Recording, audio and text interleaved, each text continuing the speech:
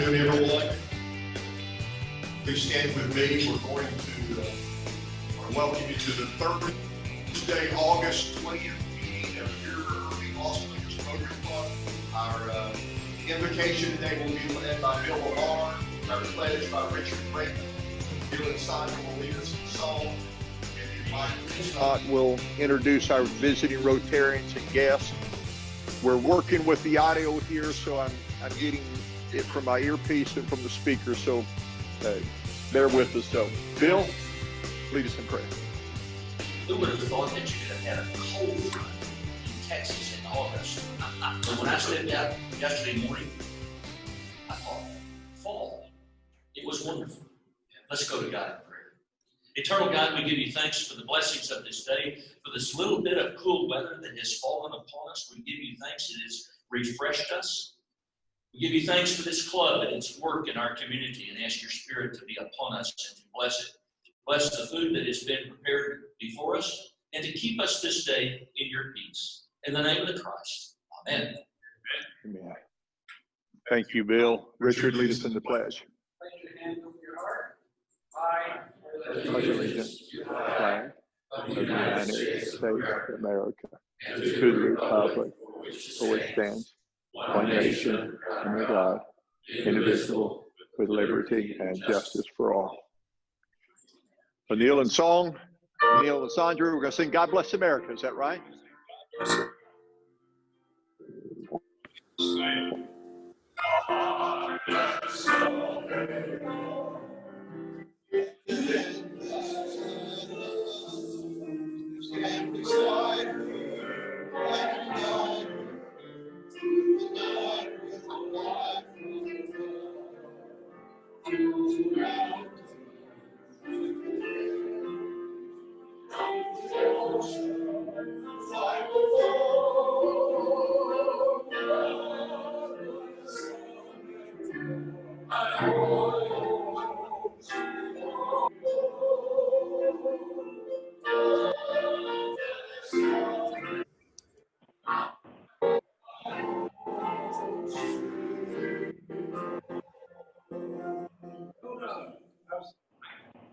Thank you, Neil and Sandra. Well, we were going to have the introduction of our visiting Rotarians and guests, but it looks like we're all family here today. So, but Mike, come up here. You want to tell us what's happening next week? Some stance so we can get you on camera up here, all right?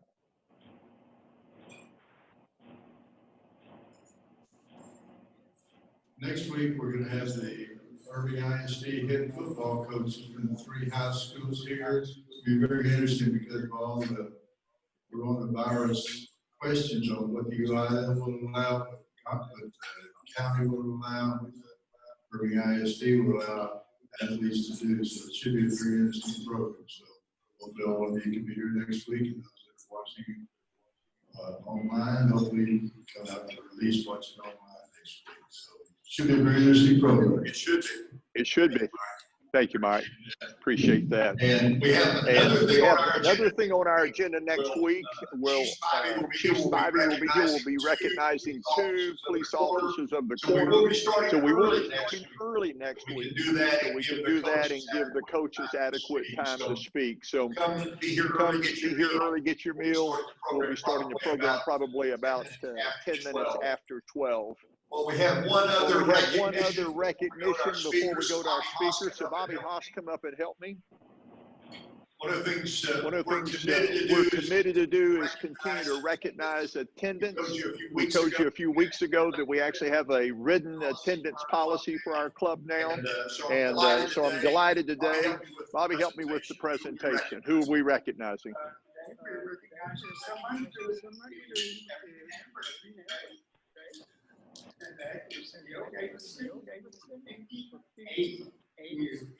Neil Davison, 58 years in Rotary. Bobby, come back here. Get him on the camera. Come here, Neil. You stand over here, Bobby. We got to.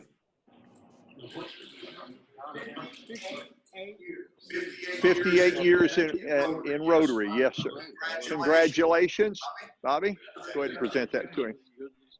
Let's get a picture here. Come back over. That's your pin to go on your badge. All right, we're going to get a picture here.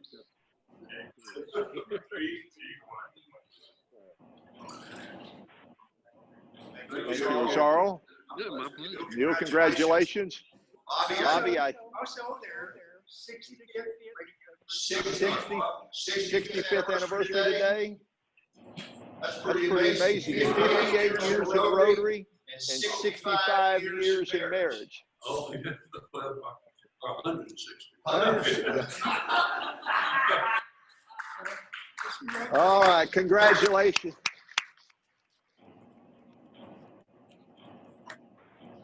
Yes. Really. I invited him. You did invite him.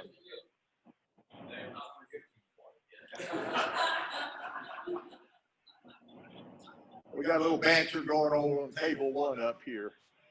Let me just give you a quick flag update. We're going to be putting flags out for the Labor Day weekend in 2 weeks on Friday, September 4th. We have 1,354 paid flags. We have 623 pending renewals. So, Bill, we may need to make some more flags. We're still working on that. And we have taken in $67,678 so far through the flag program. So thank you to all of those that help us and work on that. See what else I have. I'll probably do more at the end, but I do want to just take a moment to say thank you to Jerry Hicks. Most of you know that a couple of weeks ago I made you aware that Jerry is going to be moving back to Georgia for his wife to continue some cancer treatment. So we're losing a program chair, but I'm grateful for Jerry's time and his help and his assistance. Today is going to be his last meeting, so make sure that you thank him before he gets out. Jerry, appreciate you. We'll be praying for you and your family. Well, we got a great program today. Some of you online have already been getting a little sneak peek, but we're going to go to our superintendent, Magda Hernandez. And so, Magda, we welcome you. We give you the rest of the program today. Let Jordan get you connected and get your program. So we'll look forward to hearing from you. We're going to save some time at the end for some questions. So. Well, good afternoon. Can everyone hear me? Yes? Okay. Your mic up there. Okay. Can everyone see my screen, my PowerPoint? Right ahead. Okay. Well, as you know, it's always an honor presenting to you on behalf of our amazing district. And I hope that all of you have been doing okay. I know it's just been a weird, 6 months, almost 6 months now. And the reason why I'm not in person today is because I have had meetings this morning back to back and have another one after this. So, you know, that's been my world recently. So, I would have been there to see you face to face. But I'm blessed to be here today with you to just, you know, give you an update on what we're doing with the district and what our plans are when it comes to re-entry, what we're currently doing, and just continue to share the positive things that we have going on with Irving ISD. So as you know, the front of the PowerPoint is a picture of our students that definitely was taken last year before COVID hit. So, you know, we look at this picture and we're like, this is where we want to get to eventually, because we definitely miss our students so much. So we're just hopeful that, you know, I always say, I wish I had that magic wand and disappear the virus so we can have them, because they do need us. But unfortunately, we're not there yet. So next, you know, just want to share, all of you know our story. You know, last year we were just right at 33,000 students, 4,200 employees. And, you know, the beauty of our district is that we are a very diverse district. As you can tell, just, from our beautiful faces up there, we're still at 72% Hispanic, 12% African American, 9% white, 3% Asian, and 4% other. As we know, while the overwhelming majority of our students are socioeconomically disadvantaged, students still excel, as evidenced by, our 95% graduation rate. This year, we also had a college acceptance of 95%. So, of course, our goal is 100%, but I know that we will eventually get there. So last year we did, early in the spring, before we went on the long break, if you know, all of our high schools were named best U.S. high schools by the U.S. News and World Report. So we were very excited to share those that news with you. So now take us, back to March 12th. Everything has changed on us. You see the picture, it's a little bit different now. We have our students with face masks on, which, that's gonna be our new, and that has been our new normal now. So back on March 12th, which was the day we left to go on spring break, was the day, the day after we got the meeting with the commissioner saying that, if you're gonna consider closing, it's if spread is in your community. And at that time, I think we were maybe at 50 cases, I want to say, in Dallas County. So it was very small, very small number, but we did have, cases in our community. So at that point, it's like, well, it looks like we're going to have to, close and go virtual. But I, with my leadership style, I tend to be very proactive and try to anticipate as much as I can.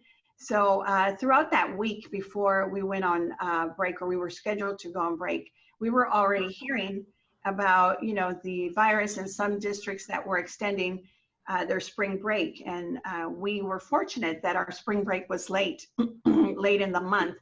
So I gathered my team and we started talking to our curriculum team to say, hey, we have to be ready. There's a possibility that we might not come back. So, let's have our students take work home. Let's take our teachers, take their laptops home in case we need to pivot, which we did, to online instruction. So it was incredible what the team was able to do just in 2 days before we went out on break. The majority of our students took their devices home and they took their work home. Now, those that did not, because they were absent, then those were the ones that were coming back to retrieve their work and their devices. So as you know, and I know that Josh is here as well, closing was and has been the hardest decision as school leaders that we have had to make. I know it has been for me because, I think about our students who school is their safe place, and start thinking about, oh my gosh, what are we going to do? What about those students? But after that, I know it was not something that I could control. All I could control is how we were going to respond to the needs of our district as we were moving forward. But since then, like I was sharing with the group in Zoom, that I have had numerous phone calls with TEA commissioner, local health authorities, government officials, other meetings with Region 10 and superintendents. I've lost count, but it's at least over 100. I'm like zoomed out at this point. But the leadership team has worked around the clock this summer to provide options for our families. We began school remotely on August 17th. And I can't tell you enough how it has been going so great for our students. In fact, we have already made it top 3 in the state of Texas of the most logins to our remote system, and which made us 4th in the nation by the data that's being tracked. with our system. So I know that our teachers are doing an incredible job engaging our students even through virtual. So we will begin offering in-person instruction as of today. We're still scheduled to start September 8th for in-person, but as you know, every day we get new information, new update. I have a call with the commissioner today at 3, had a call with Judge Clay Jenkins yesterday, which, you know, there's probably more guidance that's going to be coming out today, probably after this meeting, that will probably have us tweak some things that we have already in place. So, you know, we always just have to be ready because it keeps changing. And I think you've heard over the news just the frustration across the state with district leaders on just the guidance, you know, always changing on us, and no direct guidance. Now it's on us. Now it's on the boards, you know, to try to approve when we come back or when we don't come back, when is it safe, who determines that. And now, you know, if y'all were aware of the AG opinion that came out, which now anything that comes out of our local health officials, it's just a recommendation and not necessarily an order. So, you know, there's so much to decide, and, you know, but we always have to remember that, especially for Irving, our board has adopted 3 board goals, and one of the goals is to keep our students safe. So, you know, that's going to be discussed probably at our board meeting, our regular scheduled board meeting on Monday. We definitely have some big decisions to make moving forward. But the district does have a re-entry plan that has been shared with our parents, with our staff, because we do have our staff working already. So you can definitely access that 36-page student and staff re-entry plan that outlines the guidelines and protocols for remote and in-person learning at irvingisd.net/reentry. It has everything from, you know, what we're doing for our special needs students, to our gifted and talented, to what we're going to have to do when we do have a COVID-19 case. So the work is massive.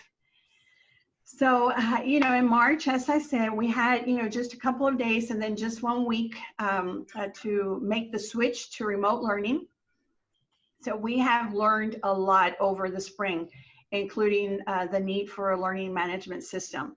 So we definitely have conducted surveys for our parents, for our students, for our teachers, just to have a feel of, you know, how they were feeling towards remote learning, how what challenges they faced. So in July, the district purchased a learning management system called Canvas, and this is what you see. Canvas is a platform that's already been used at colleges and universities all over. So we're very fortunate that we have it. It's going to be incredible.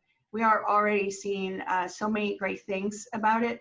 And so it is pretty much Canvas is a one-stop shop digital classroom that allows students and staff to access all their digital resources in one place, view and submit their assignments, interact with teachers, check attendance and grades, and track student progress. That was huge, you know, for our accountability system, you know, and the commissioner on how are we going to take attendance? How are we going to know? So Canvas does that to us. And like I've said, it's a monumental task.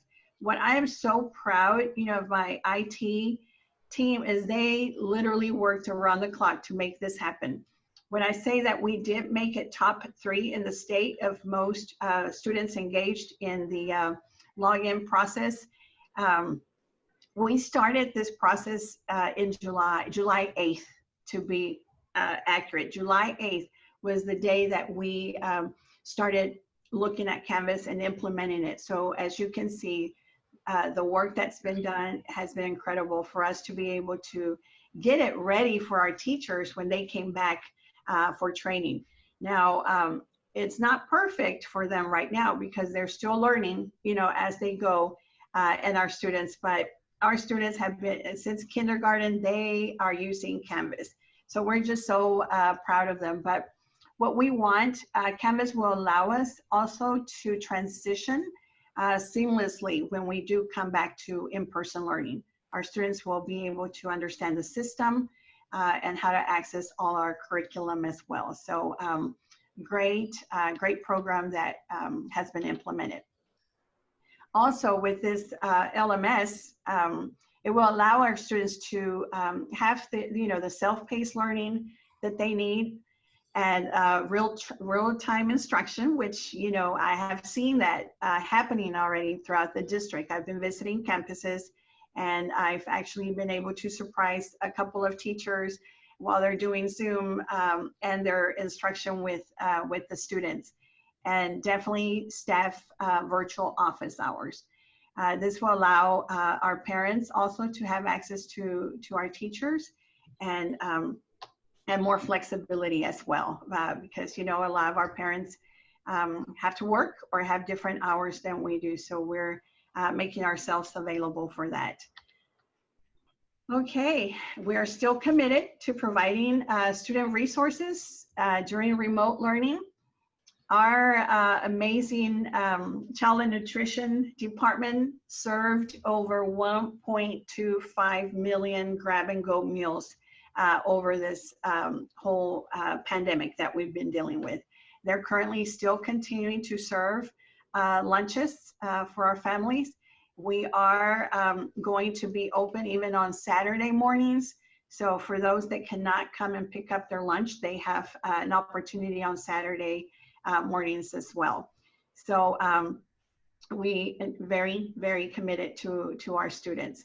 So as you know, Irving ISD has been leading the way in technology for many, many years. So we were very fortunate that as of today, we can say that we are one-to-one when it comes to our students from pre-K all the way through high school and having a technology device. So since March, we have distributed, over 26,401 devices. And, keep in mind that we have about 33,000 students, but those that are not included here are those that have opted not to get not to receive a district device because they have one at home. But we have also distributed almost 3,000 hotspots, and those are just personal Wi-Fi devices for our students, so they have access to Wi-Fi. Currently, we're part of the Operation Connectivity that the state is working towards to push free Wi-Fi across the state for our students that may not have access, and it's just to provide equality across the state. And we had 112 device distribution events. So we just scheduled by appointment or a day where they could come and distribute devices.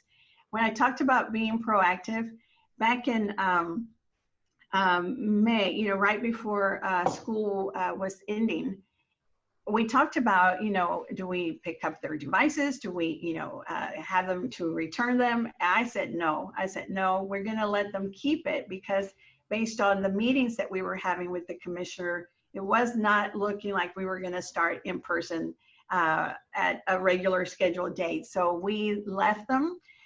We told them, go ahead and keep it. There were some that had to return them just because they were transitioning to different grade levels, and our seniors as well. And then all our new pre-K students or any new students coming would still need a device. So that helped us, because you have seen in the news, some, we just feel so sorry, so bad for our districts that, had so many hours and hours of lines waiting for distribution of devices. So Irving ISD was ahead of the game for that. Very fortunate. So again, as I've said, we are committed to keeping our students and staff safe during in-person learning. One of the challenges that we were just faced with is deciding whether or not our teachers come to teach in their classrooms, from their classrooms. We did get a little bit of pushback, but we were firm in that, we were able to secure and have a safe protocols for them, because they would be totally social distance. They would be in their rooms alone with no students. We also gave them the opportunity to bring their school-age children with them and keep in their own classroom to just help them and support them, as we start in person. I've heard that was the best decision ever, although, we did get some complaints of, you're trying to bring us in, and it's, it's what if we don't bring them in now, how are we going to bring them in when our students come? That was my, thinking. It's like, how are we going to bring them in? So of course, we do take into account that we do have many teachers, that may have underlying conditions and need ADA accommodations. So we do have a process where they do submit a request, and we definitely go through that and approve, whether or not they can stay home and do remote. I was hearing a lot about teachers saying, well, it was successful in the spring. Well, I wanted them to explain to me, what does successful look like to you? Successful to me does not mean, it's a dog barking while you're doing a Zoom meeting, or someone that's not, that we wanted to have no interruptions, no distractions for our students when our teachers were teaching. But I'm telling you, it's working out so well, because they needed to see each other, even if it's from afar, from a distance, and that's happening right now. So they're super excited, and we have no complaints from the teachers. Now they're loving it. So for our students who are choosing in-person learning, we have a number of safety protocols that will be put in place. And like I said, all of them are already in place because our staff is back. So this will also allow our teachers to be better prepared and more confident when we do start bringing in our students, which will, the safety measurements we'll see. If you see our pictures there, we're definitely going to have frequent cleaning and sanitation. They're going to be wearing masks. Minimize movement of our students and staff. Teachers will rotate, so the students don't have to be moving throughout the building. So we're going to minimize that as much as possible. And then social distancing when possible as well, and safety protocol signages across the district, including our buses. Now, buses are still a challenge because, at the beginning we were told by the guidance that we were probably going to have to do every other seat, or be able, social distance our students. Well, we have a large number of students that ride the bus as well. So then they said, you don't have to have a number as long as they're wearing masks, put the windows down. Well, is that safe or not? So there's still a lot of unknowns that we're trying to work through, but our number one priority is to do the best that we can to keep our students safe. So lots of challenges coming our way, and we're not done yet. So you mentioned that we are going to have our amazing coaches next week. The extracurricular activities, precautions, that's still very challenging, because we started the strength and conditioning a few months back when we were approved by UIL to be able to start. And back then I was telling the commissioner, this is a trial of what we're going to see in the fall, because when we open our strength and conditioning, we had students, that did contract the virus. So we had to send them home, and then we ended up shutting down like other districts across the DFW as well. And so right now we're trying to make that decision. Do we start back up or do we not? Is it safe for them, or, what are we going to do? I, as your superintendent and the superintendent of Irving ISD, I err on the side of caution. I want our kids to be safe. And I go back to our board goals. One of our goals is to keep them as safe as possible. I know that we do have the challenge that if we don't do strength and conditioning and then we do play, There's a possibility that our students can get hurt playing. So, there's, again, a lot to consider. So, but we are making every effort to continue these activities, definitely relying on guidance from our local health authority. And as you know, these extracurricular activities include all our outdoor classes and practices. We will have COVID screenings for them. We'll try to keep them, definitely in small groups. The equipment is being sanitized or will be sanitized as well. Hand sanitizer stations everywhere we can have them, and definitely social distancing. We do, discussing earlier today, we talked about, yes, absolutely, if they're practicing out there, but what about when they start, more of the contact sports and they start touching each other? That's when the issues are going to arise. So lots to consider. So what will we do when we do have a lab confirm COVID-19 notification process? So we do have a process. So if a student or staff member, if they test positive, the following notification will have to occur. So the district will notify the local health department, and then schools must close off areas that are heavily used by the individual with the lab confirmed case. As of right now, superintendents across, we're trying to determine with some guidance if we're going to have to go by a certain percentage of cases that we have, in our buildings in order to close the whole campus down. As of right now, no one has the answer yet, but we will definitely look at, okay, is it a hallway? Is it a classroom? Where did they go? Because the contact tracing will be important for us as well. So we will also communicate with staff and parents of students who come into contact with the individual that has a confirmed case. And definitely students and staff who come into close contact with those individuals will be asked to self-quarantine for 14 days and then transition to remote learning so they don't lose the instruction. And then students and staff who have tested positive for COVID-19 will be required to submit a letter of good health from the physician's office prior to returning to school. So even though we have the challenge of the pandemic, I'm very excited to share with you that, although we are projected to be at 35,000 students this year, as of, last night when I was doing this presentation, it was at 31,299 students that have enrolled. But this morning, I checked the numbers and we are at almost 33,000. So I'm so excited that they are enrolling. Our challenge right now is our pre-K, our pre-K 3 who have never been in school. It's our first year to start pre-K 3, and we do feel that once our students start coming back to in-person, that's when our parents will start bringing them in, because we had some great projections on our pre-K 3 offerings, but as of right now, that's where we're seeing the low numbers. So we have 63% of our students that have chosen remote learning, and 37% of students have chosen in-person learning. And that has been consistent for the past, I would say for the past 3 weeks.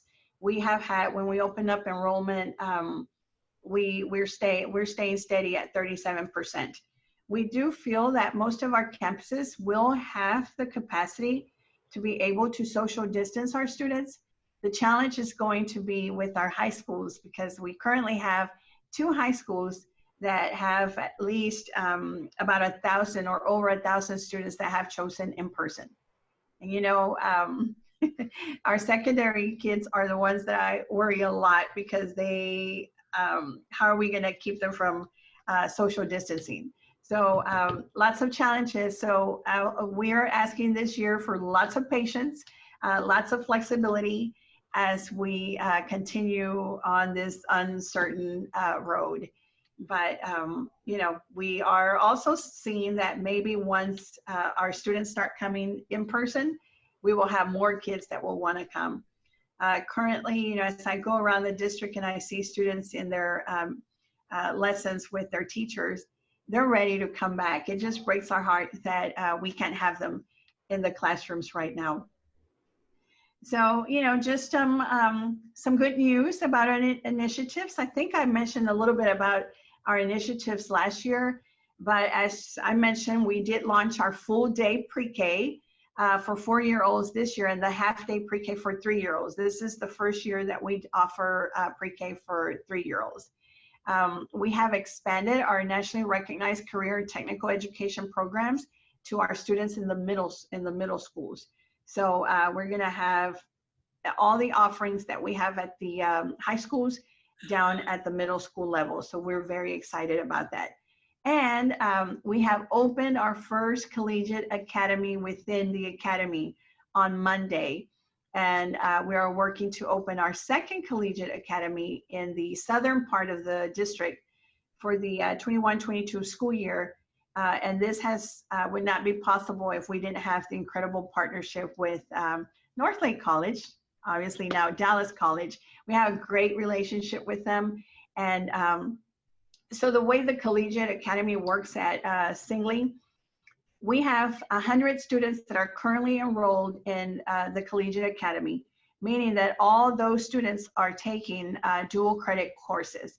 So by the time they graduate, their 4 years, when they graduate, they will all be graduating with an associate's degree.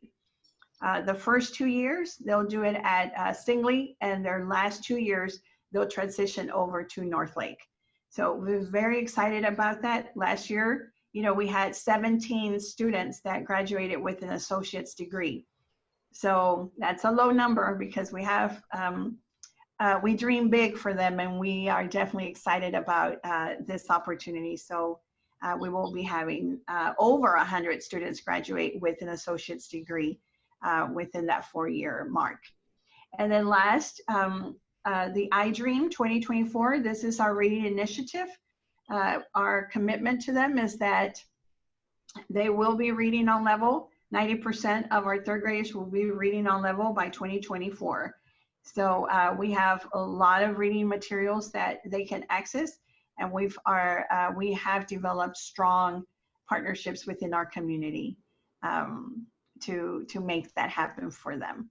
And currently we have distributed over 10,000 learning kits that our students are going to be able to take home during this remote learning, and they will keep it with them. And if they come to in person, they'll bring it to them. It's part of the curriculum where they will have direct access to everything that they need while they're at home learning as well. So, because we do want to stay positive, I don't know if Mara is in the building, but last year we had our convocation at Toyota Music Factory. She helped us with the parking over at the Westin Hotel. Last year, our convocation was incredible. We never imagined, never in our wildest dreams did we think that we would not be having convocation again at Toyota Music Factory. As of last month, we were still dreaming big for our staff. I wanted them to have another convocation. So we were able to make it happen, even though the pandemic has changed the landscape. But I tell you, if last year the momentum was incredible, this year they are saying, how did you make that happen, even though it was virtual? So I was committed to having a convocation that would be very positive because we are, there's a lot of fear. There's still a lot of fear and of the unknown. So we wanted to bring a lot of positivity. So our theme, this year is game changers, because we are changing the game. And, we have incredible people. We were dreaming big last year, and we have changed the game in education because this pandemic made us think differently, but everyone is just so excited about it. So I know that Irving ISD staff will rise to the challenge, because we do have to embrace that mindset, that we are in it for the long run. And, you know, we are just so happy because our students are also game changers. So we did have an amazing guest speaker last year. I don't know if any of you know John Gordon. He is a nationally recognized author. He has amazing books. He wrote the positive of the book of the positive teams, positive leadership, the coffee bean, and most recently a spiritual book that's The Garden, which, you know, he did talk about the 5 Ds that we deal with.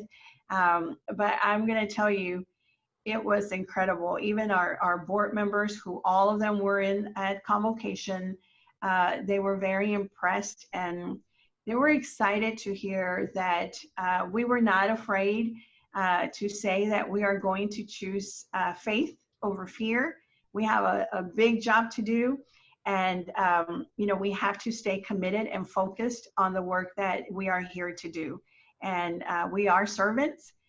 We are here to serve our community, our students, and we're not going to forget that. And the buy-in from the whole district has been incredible, and our teachers are ready to take on the challenge, and we are ready for our kids. So, you know, as of, like I said, today, we want them back September 8th, but we don't know what the new guidance is going to change on us. But I feel that we are ready as a district to try to mitigate, you know, as much as we can with the challenges that are ahead of us. And like I said, this year, lots of patience and flexibility. And we're about giving grace to our teachers. You have to give yourself grace and be patient, because it's not perfect. It's not going to be perfect. But we have to allow ourselves for that, because it is a huge challenge. And I know that Josh, who is also in the education world, can attest to that. So that is all I have with my presentation, and I will be glad to answer any questions that you all have. All right, Magda, great job. Thank you. Let's give her a round of applause first. I am. So my life. My unmuted now. No, I'm still on. All right. So we're going to have a few questions for Magda. Anybody in the room here have a question for Magda? All right. All right. Jerry, you're going to have to speak through the microphone, so come here.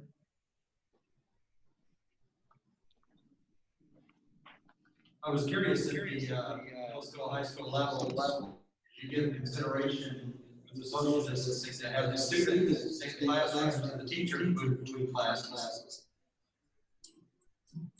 I'm getting a lot of echo. No, I'm getting a Okay. lot of echo, so I could not understand the question. All right. We're just asking about, are the students going to stay in the classroom at the high school level, and then the teachers rotate. Okay, at the high school level, it's very impossible based on the schedules that they have. So we will definitely have hallway monitors to be able to help them with the social distancing as they go onto their other class. But for the high school, we cannot, we're not able to leave them all in one class because of their schedules. All right. Anybody on Zoom have a question for Superintendent Hernandez? I can't see everybody on Zoom. Don, I see Don. See if I'm on. Can you hear me now? Yes, sir. You muted yourself.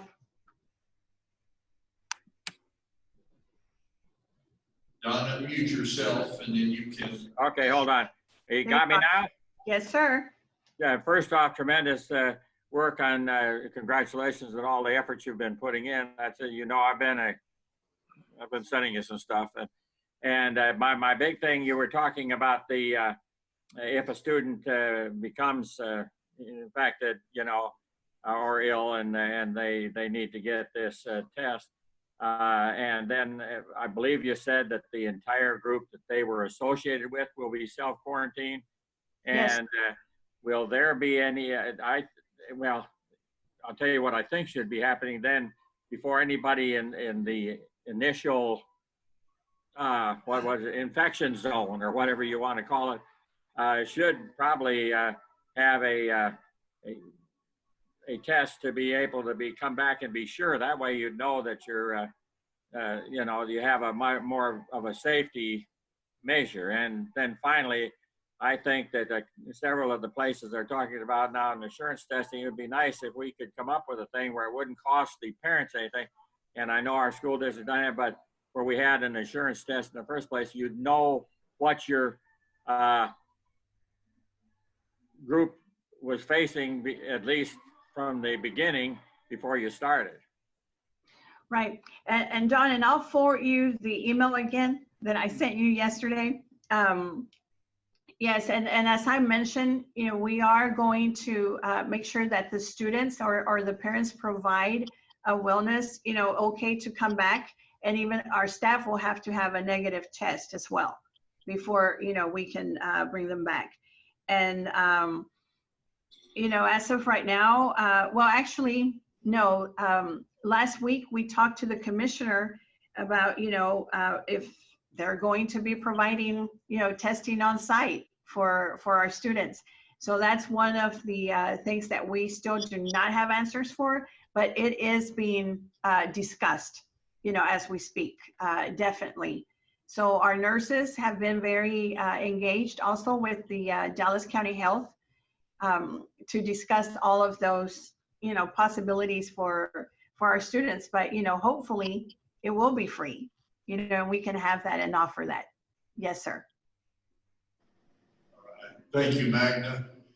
Any other questions for our superintendent before we close out our meeting today? Yes, Dr. Park.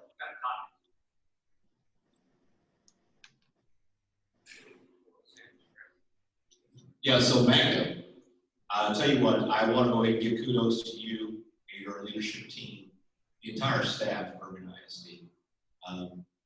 Leading a district, working in a district is challenging under the best of circumstances. You folks have done an amazing job, truly an amazing job of dealing with this and flowing through it, as they say, to make it best for our students. And I will tell you this, I spoke with some people in the community not long ago, and I told them, look, just be flexible. The district has the students' best interest in heart, and you just need to go ahead and go with it because it's changing all the time. So congratulations, you guys did an amazing job. Thank you. And Dr. Parra, aren't you glad you retired on time?